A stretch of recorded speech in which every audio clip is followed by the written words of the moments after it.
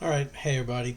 This video is going to go through the similarity unit quiz review. You guys have your quiz on this tomorrow. I feel like I went through most of these problems already, so if you guys have the notes from class, you maybe don't need to watch this one.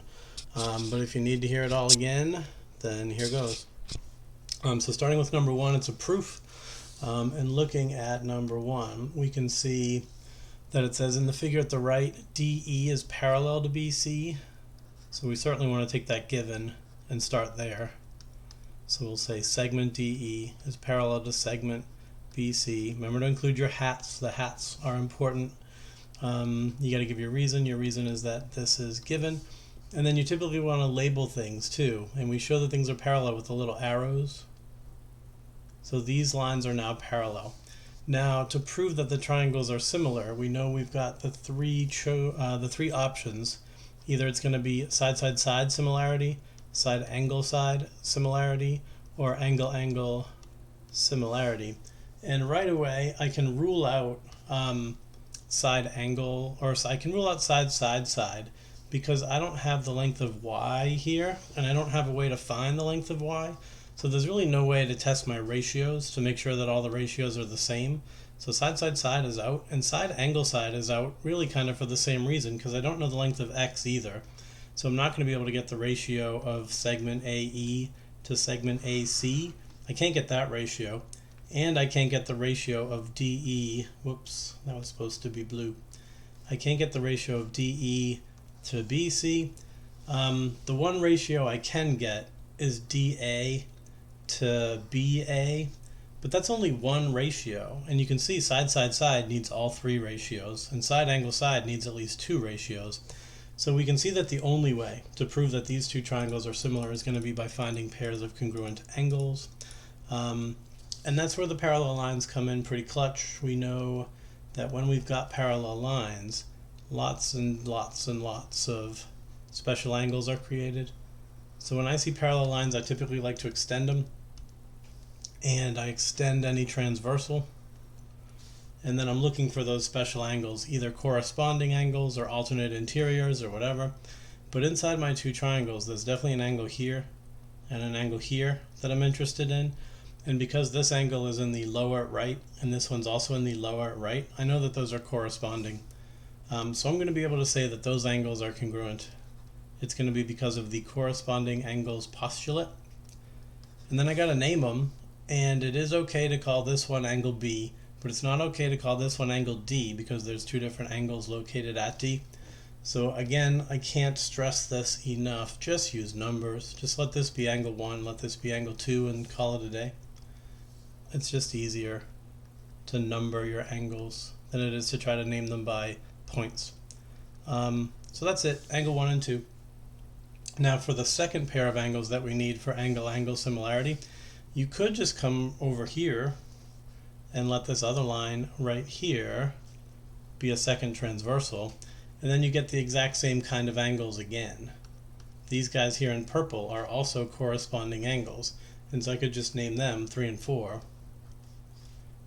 And that's probably the easiest way to do it, is to just use angles 3 and 4.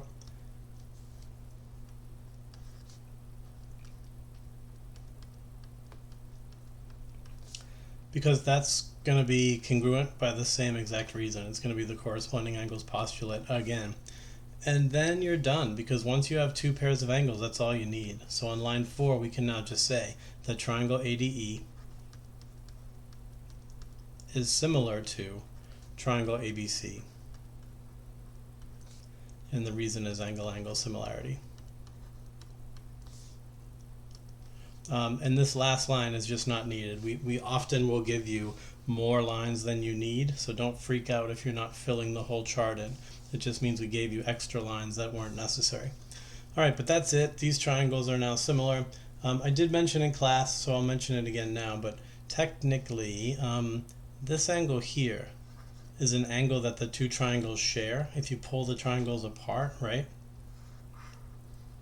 Then we know that they share that angle. So if you really wanted to put it into your proof, you could say that angle 5 is congruent to itself. It would be by reflexive property.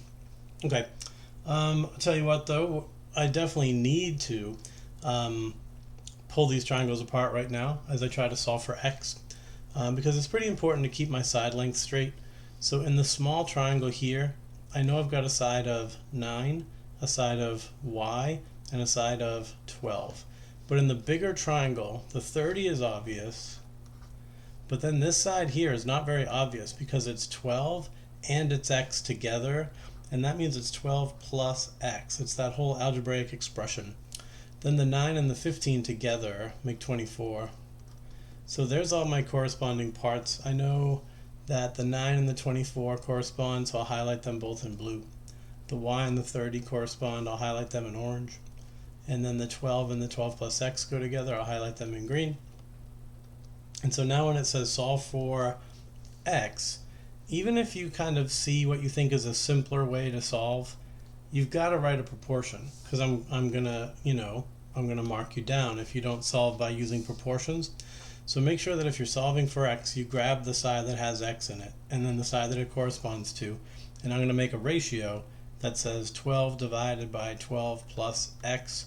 That's going to be equal to any other ratio, including the orange, but don't use the orange or else you'll have two variables. If you did y over 30, this is true that these two ratios are equal, but you'd have an x and a y, and you can't solve an equation that has an x and a y in it. Well, at least not till next year when you learn a little bit more. But for right now, I would grab the blue sides, and I would use the ratio 9 over 24. And I'd solve this by cross-multiplying.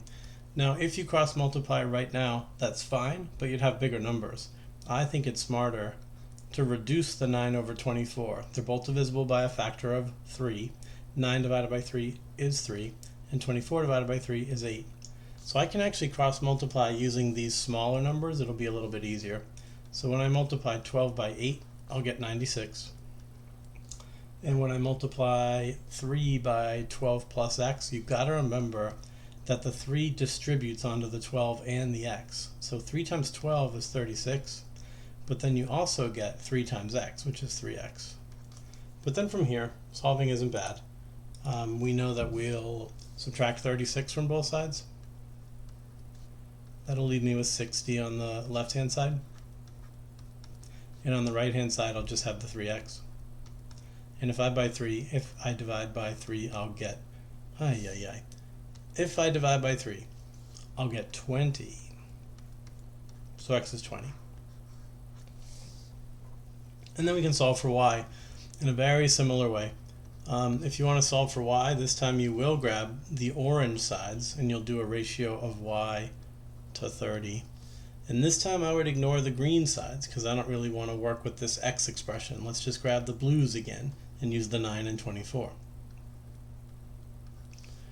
And I do think that again I'll just reduce the 9 over 24. Let it be 3 over 8 again, because now cross-reducing or cross-multiplying is easier. Y times 8 will be 8y, and 3 times 30 will be 90. And then if I divide by the 8, what do we get?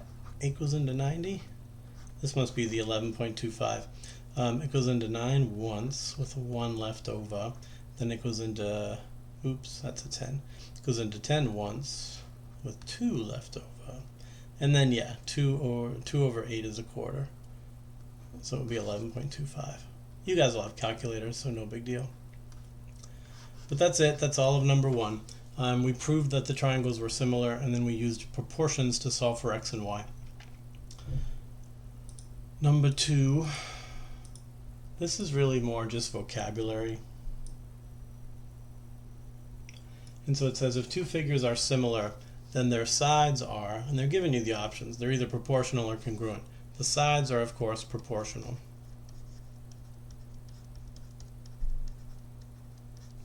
The angles, though, are not proportional. The angles are congruent. So make sure you keep all these words straight. There's gonna be spots on the quiz where you have to actually write. So make sure you know the difference between the word similar, the word proportional, the word congruent. Sides are proportional when the figures are similar, and when the figures are similar, the angles are congruent. Okay? All right, another proof, and it's pretty much the same. It says this time that AB is parallel to DC. So on line 1, we'll say that. That's given. And then again, those parallel lines will lead us directly to congruent angles. The only difference this time is how this picture is drawn. In the previous picture, the triangles stuck one inside of the other, so our angles that were congruent were corresponding angles. But down in this diagram, the way the triangles fit together, our congruent angles are going to be alternate interior angles. There's a B over here on the right, D is over here on the left. Those are alternate interiors. So on line 2, I'll still say angle 1 is congruent to angle 2, but the reason is now different from number 1. The reason is now alternate interior angles theorem. And on line 3, again, I've got choices. I could go with angle 3 and 4 being congruent, but I think I'll just go with 5 and 6. Those are my vertical angles. Vertical angles tend to be easy to spot, so I may as well use them. So I'm going to say angle 5 is congruent to angle 6. That's the vertical angles theorem. And then I'm done again, because all it ever takes is 2 pairs of angles, and I've got them. I've got 1 and 2, and 5 and 6, so I can say that triangle ABE is similar to triangle CDE by angle. Similarity. That's it. Let's go to the next page. Okay. So there's the word problems. Oh no. I don't know if you guys can hear me. Hold on. No, you should be able to. Sorry. I thought my settings were messed up, but they're not. Okay, great. So I know it doesn't say here, but for number 4, part A and part B, there's probably going to be 2 different questions when the quiz rolls around. The first question is going to be, show that the triangles are similar.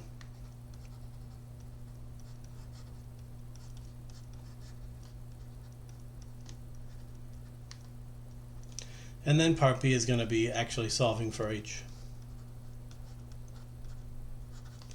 So just remember that if you're trying to show that the triangles are similar, you've got your 3 options again still. It's side, side, side, side, and angle, angle. And this is definitely another one that can just be easily done by angle, angle. We've got the given right angles, so we can definitely say that the right angles are congruent. And then you've got the angle that they share, this one here. And so you can just say that's congruent to itself by reflexive property. And then you've got the triangles similar by angle, angle. But do make sure you're able to make that argument. That's going to be part of the quiz. Now, to actually find the height of the tree, you'll just write a proportion like we've been doing. So certainly the 5 and the h go together. So I'll do a ratio of 5 over h.